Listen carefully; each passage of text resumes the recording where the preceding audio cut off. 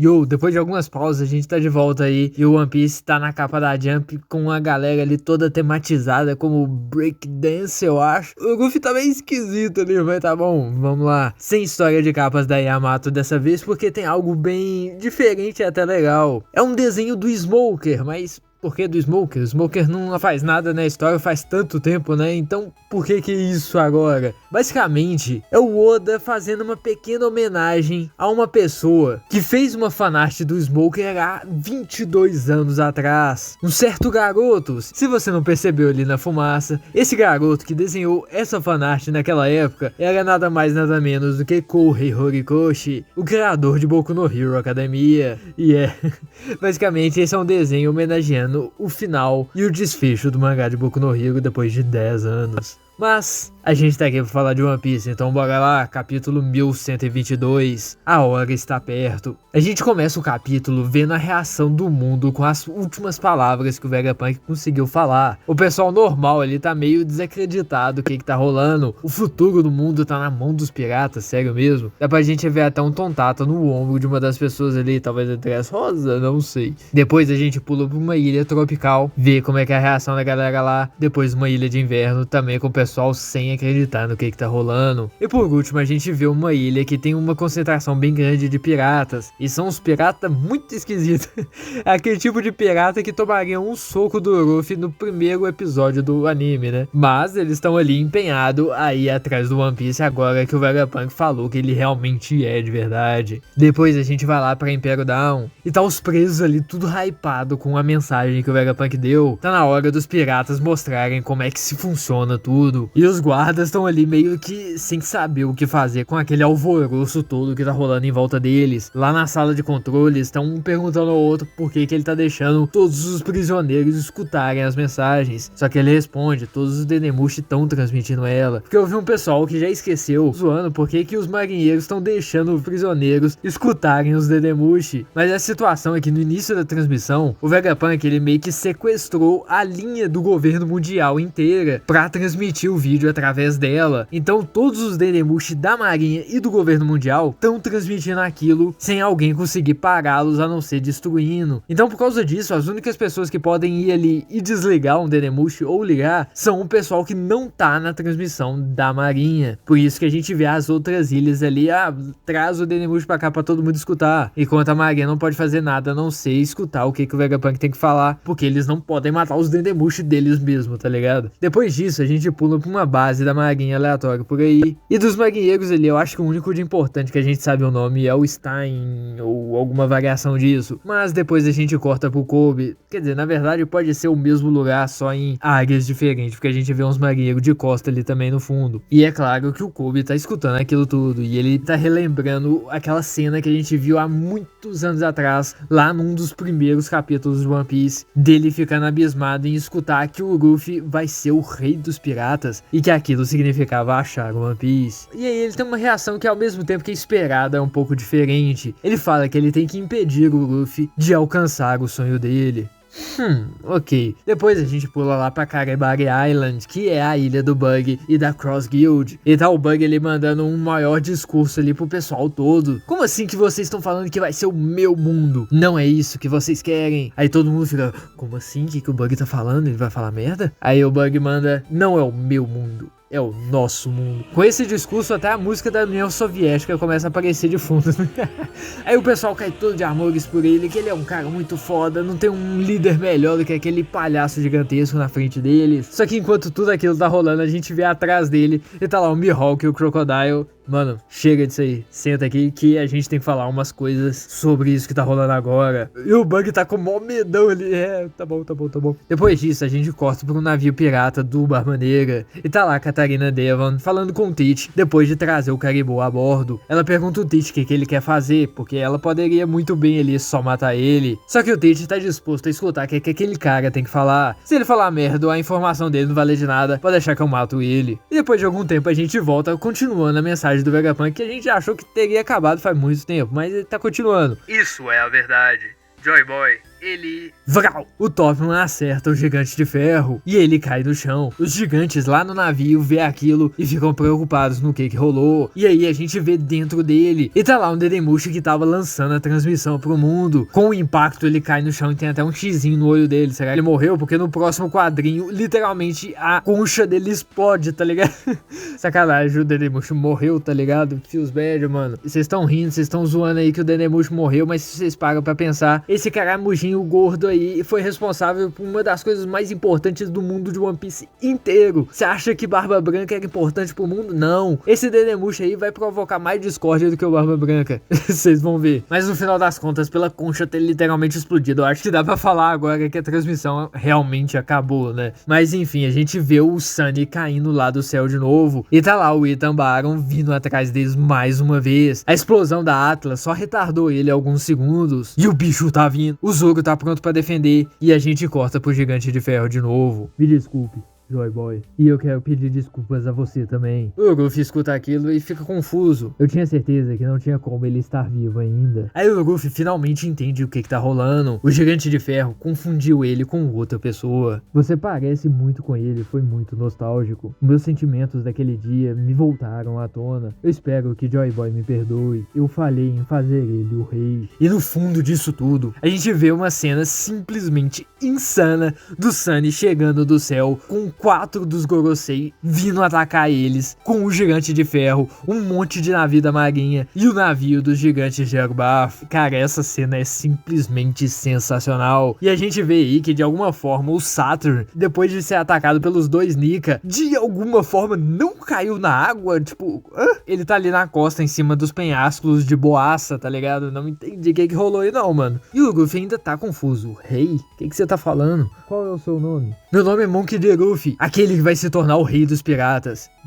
E aí o Gigante de Ferro pega alguma coisa dentro dele que parece uma corda e ela tem um nozinho no meio dela. E ele então desfaz esse nó. A gente começa a ver ali alguns raios de haki saindo dessa corda. Hey, Luffy. E a gente vê que realmente é haki saindo daquilo tudo. Todos os marinheiros mais fracos começam a passar mal e desmaiar. O Luffy fica impressionado. Como assim? Haki do rei, mas ele não é um robô? Muito obrigado por me deixar escutar aquele ritmo nostálgico uma última vez. Não morra. Eu não vou deixar você morrer. E a gente vê uma cena de longe da ilha com aqueles raios de haki do rei saindo lá de onde ele puxou aquela pequena corda. É um nível tão alto de haki que talvez até coloque em paralelo quando o Shanks usa o haki dele no final de Wano, só pra você ver o nível. E essa parada da corda, eu tava vendo o pessoal falando ali, eu realmente não lembrava, mas não é a primeira vez que a gente vê algo assim, pelo menos similar. Lá em Uedera, onde a Nami foi lançada pelo Kuma, os maguinho doidão lá mostram pra Nami uma coisa bem similar pra ela, que é muito interessante. Eu acho que não tem muito a ver com essa situação agora, mas eu imagino que é um jeito do Oda mostrar o conceito pra gente antes de chegar na parte mais importante, né? Que é muito legal de se pensar. A gente vê aquele haki emanando pra todo lado e os marinheiros tudo caindo no chão. A gente vê a Doro que ainda tá como criança e ela também tá mal conseguindo aguentar aquela força toda de haki. Depois a gente vê o Ponsky e pelo jeito, se você não é no mínimo um vice-almirante, você tá caindo no chão. Só que depois a gente foca nos Gorosei que ainda estão ali e algo bem estranho acontece. Eles começam a dissipar e puf, todos eles voltam na forma humana. E no mesmo segundo, a gente corta lá pra Maria Joa e o círculo que summonou todos eles na ilha lá de Egghead, agora tá summonando eles de volta pra cidade no topo da Red Line, dentro da sala de autoridade. E todos eles estão com uma cara de tipo, a gente fez merda e a gente falhou. Ok, só nessas pequenas ceninhas dá pra gente perceber e insinuar várias coisas. Primeiro de tudo, o haki foi tão forte que foi capaz de desarmar eles e fazer eles voltarem para o formato supostamente original. Então aquela teoria que o pessoal já tá há muito tempo desde que eles apareceram, de falar que talvez eles não são humanos, que talvez eles são monstros que comeram a Akuma no Mi do humano, ou talvez eles são só monstros esquisitões mesmo, que não tem nada a ver com o humano e eles conseguem fazer essas transformação doida e tal. Mas, pelo que a gente tá vendo aqui, por causa que o Haki foi capaz de fazer essa bagunça toda, a gente percebe que a forma original deles é humana, quase que confirmando que eles são humanos sim. Outra coisa é que, tipo assim, se vocês perceberem, uma pessoa não voltou e foi o Saturn. Por quê? Porque o Saturn foi o único deles que não foi summonado. O Saturn, ele só foi summonado do barco pra ilha, não de Maria Joa pra Egghead. Então, ele não voltou pra Maria Joa. E com isso, a gente consegue assumir uma parada que talvez assim, eu vi um pessoal falando e eu tento acreditar também, esse poder de summonar, talvez não summona eles de verdade pra aquele lugar mesmo. É como se fosse algo com limite de tempo. Por exemplo, eles são summonados pra ilha e eles têm talvez lá 1 hora pra conseguir fazer as coisas que eles precisam até eles serem summonados de volta pro lugar de onde eles vieram. E talvez o Haki do Rei liberado pelo Gigante de Ferro provocou dano suficiente neles pra esse tempo ser diminuído e cortado mais do que a metade, a ponto deles extrapolarem esse tempo e serem voltados pro lugar original à força. Porque chegando lá a gente vê que o mar já tá lá, então a gente consegue assumir que depois dos ataques do Nika, ele sofreu tantos danos que ele também foi forçado a voltar a Maria Joa e esperar lá até o resto resolver as paradas que ele não conseguiu fazer, ou até esse poder de todos eles recuperar o suficiente pra ele ser summonado de volta, né? Mas, vamos continuar. A gente corta pra aquela sala de flores e Imo tá no chão, dando uns gritos loucos de sofrência ali. Um dos serviçais tá até preocupado ali. E a única coisa que a gente escuta o Imo falando depois de conseguir recuperar sua respiração é Joy Boy. Seria Imo forte o suficiente pra ter sentido aquele haki do gigante de tão longe, ou realmente o poder de todos os Goroseis tá entrelaçado com Imo e ele sentiu através deles?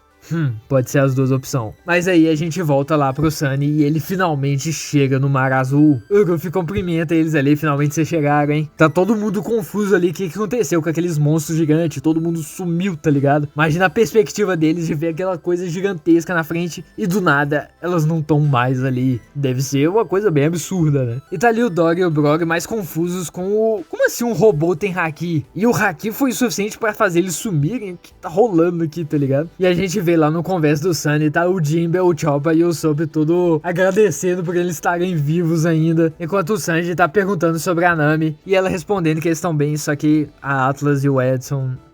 E aí que a gente volta lá pra ilha e a gente vê o Saturn na forma humana, de frente pro Gigante de Ferro no meio daquele caos total com um monte de fogo em volta. E o Gigante de Ferro tem um flashback. Escuta, MS, já tá na hora. Na hora? Eu vou juntar meu haki mais poderoso e selar dentro de você. Uou! Você vai viver muito mais do que eu, e eu não vou estar sempre ao seu lado pra ajudar. Ah, eu não gosto de escutar isso. Em algum ponto você vai ficar em perigo mortal, ou alguém que você quer salvar vai estar. Quando isso acontecer, desfaça o nó. Então quando chegar na hora, você vai estar lá pra me ajudar? Sim, quando isso acontecer, eu vou estar te salvando aqui do passado, assim como eu sempre fiz. O Gigante de Ferro fica feliz que um amigo dele vai conseguir ajudar ele por uma última vez, mesmo que ele esteja morto. Ei, pega aí, isso aí não vai acontecer por muito tempo. Muito tempo? Eu só espero que eu não fique solitária. Nossa, cara, a gente tá vendo o Joy Boy finalmente, mano. Nossa, que flashbackzinho amorzinho, cara. Nossa. Até aquece o coração, né? A gente tem algumas coisas pra falar sobre esse flashback. Primeiro, o Joy Boy tem um Mugiwara, a gente já esperava disso. E aqui, tá que a escala de One Piece não é muito confiável, assim, quando a gente vê as coisas. Mas, pelo que a gente entende do tamanho do Gigante de Ferro, o Joy Boy realmente é bem grande. Talvez ali em patamar com Barba Branca ou talvez o Kuma. Então aquele chapéu que tá lá debaixo de Maria Joa realmente é dele. Outra coisa que dá pra ver é o Gigante de Ferro no seu ápice, sem estar enferrujado nem nada. E a gente percebe que ele tem até uma roupinha bacana e também tem um X no braço dele, que remete muito àquela cena de lá de Arabasta, né? Tipo, ele carrega, parece um canhão nas costas, né? Imagina ele usando isso na época, seria muito louco, né? E por último, nesse flashback, uma coisa bem importante é que se a gente vê a última silhueta do Joy Boy, vocês percebem alguma coisa de estranho na perna dele? Talvez assim como o Zef, ele é um pirata importante que o Oda deixou pra ter a perna de pau. Será que ele vai ter o tapa-olho também? Vamos ver quando deixar de ser uma silhueta, né? Mas apesar de tudo estar numa silhueta nesse momento, é bem provável que aqui, nesse flashback, possivelmente tá vendo como que era o reino antigo. Talvez um prédio ali com árvores crescendo em cima. Vamos ver no que vai dar isso.